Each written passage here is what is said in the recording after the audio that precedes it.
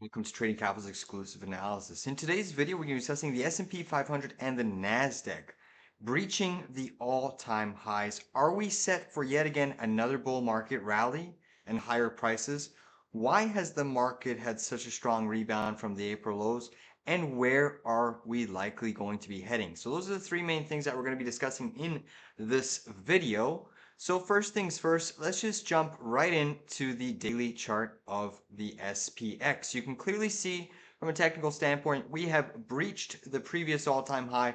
Not only have we breached on a daily closing basis, but we have breached it on a weekly close. The weekly close is the most significant candle. What's also coming up, and interestingly, is the monthly candle. Take a look at this monthly candle of SPX. We are set to have the last trading day in the session tomorrow.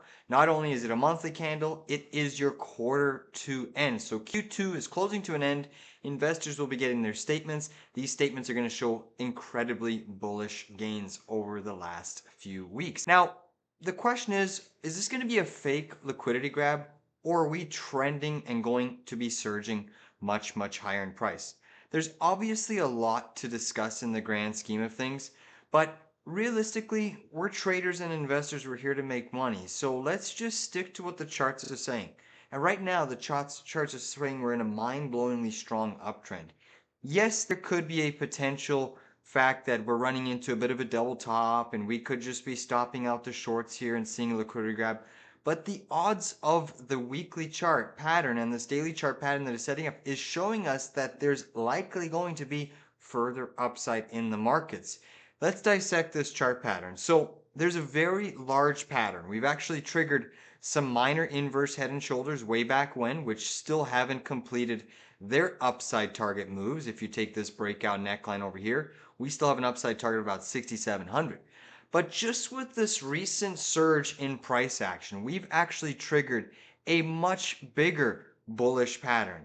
And what do I mean by that? Well, take a look at this massive left shoulder. Take a look at this massive right shoulder. Look what we just broke out of in the recent few trading sessions. So what does that mean? Well, if this head and shoulders pattern stays true and holds steady, it's likely giving us the next 12 months of continued upside momentum.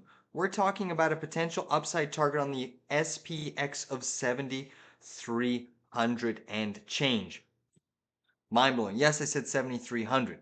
So the question is, what has been driving this recent surge in the market? It really comes down to five major technical things and fundamental reasons why this market has been charging higher off of these April tariff lows. Trade optimism, speculation of US and China interim deal easing the China trade tensions, and renewed US trade efforts provided a positive backdrop in this rally. A geopolitical calm, a de-escalation in Israel and Iran is a huge factor. Obviously, with that Middle Eastern war coming down, it's dropping oil, it's dropping natural gas, it's just lowering the geopolitical risks. A very important thing that the Fed is looking at as well is the labor market. We have a strong labor data coming out for the month of May. May's solid jobs report bolstered confidence and reduced recession worries. So obviously, the Fed looks at really the two factors, inflation and the labor market. Right now, with oil, the Middle East tamping down a little bit, inflation expectations on a forward-looking basis should come down, even if we're seeing a slight uptick in the next couple months.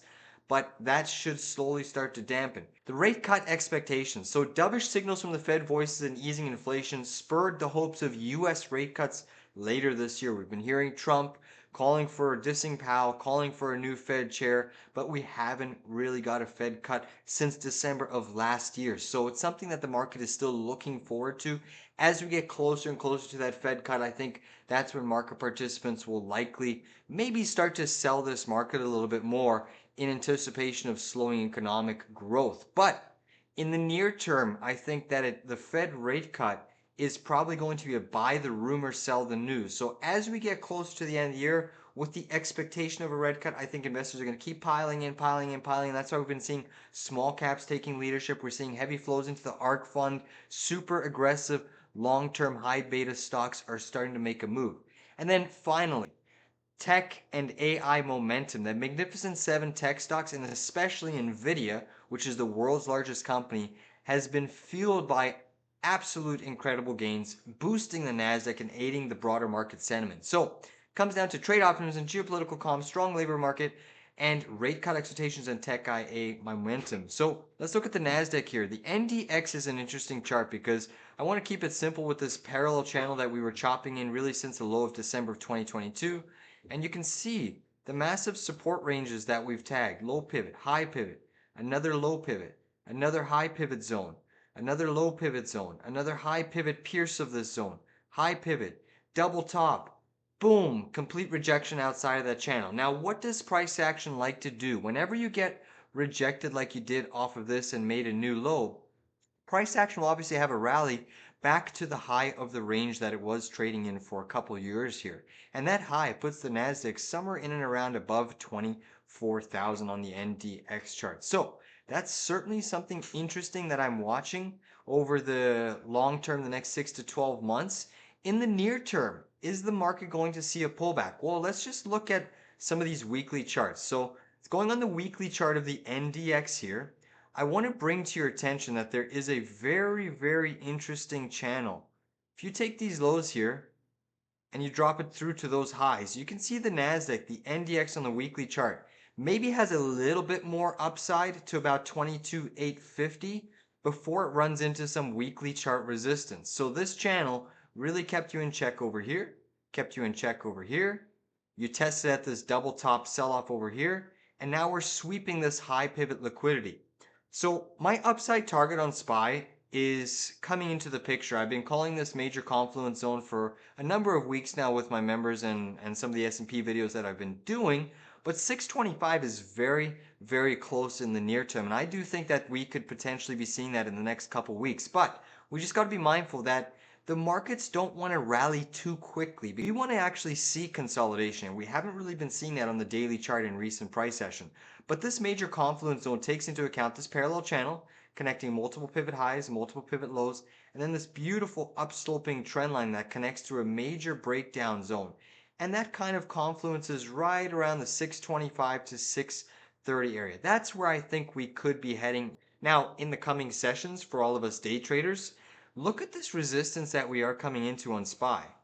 So if we just simply darken this little resistance, you can see pivot high to pivot high to pivot high, right through an intersection of this lower upsloping parallel channel. That is going to be a major resistance for the S&P 500, right around 618.50 to 620. That's a big level that I do think we could see some sell side pressure off of the tape. Similarly, in the NDX, if you take a look at what we could be running to in the NDX, let me just erase this circle. Take a look at this other little trend line that we're surpassing right now. So notice that the NDX is doing a peekaboo breakout above this key resistance trend line. The question is, are we going to see a little bit of rotation out of tech and chasing some other sectors in the S&P 500? That would actually be very, very healthy for the market. If we saw tech stocks sell off and that capital flowed into, say, healthcare that's beaten down, some consumer staples name that's beaten down, that would actually be very beneficial for the broad market. And that's kind of what I'm expecting here. Maybe a bit of slowdown in the Magnificent Seven. Some individual semiconductors need to take a breather, and that could allow capital to rotate into some other place. So I'm keeping healthcare on watch. But nevertheless, we do look like we are on tap for more higher price in the coming sessions. It's just a little, investors should just be a little bit cautious with the resistance that we are coming up into in the overall indices. I mean, when you look at the hourly chart of the S&P/X, and this is from a short-term trading standpoint, we look at the hourly chart of the SPX, and it's had a pretty astonishing move to the upside with no minimal consolidation. Look at this huge consolidation period that we went through really over here. That's healthy.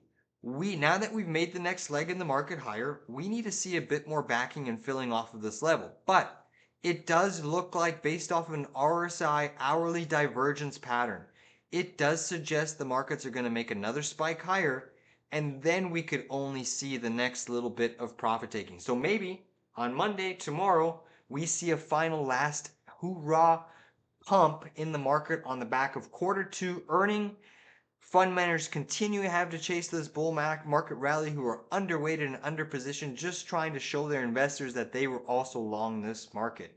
So overall, I'm going to urge you, just trade with a little bit of caution in the near term, in the next, say, within the next 7 days. The fact that we could run into some key intraday resistance levels and sell off a little bit. But over the next, say, 1 to 3 months, this market should keep trending higher. Please give this video a like down below and we'll see you on the charts a little bit later.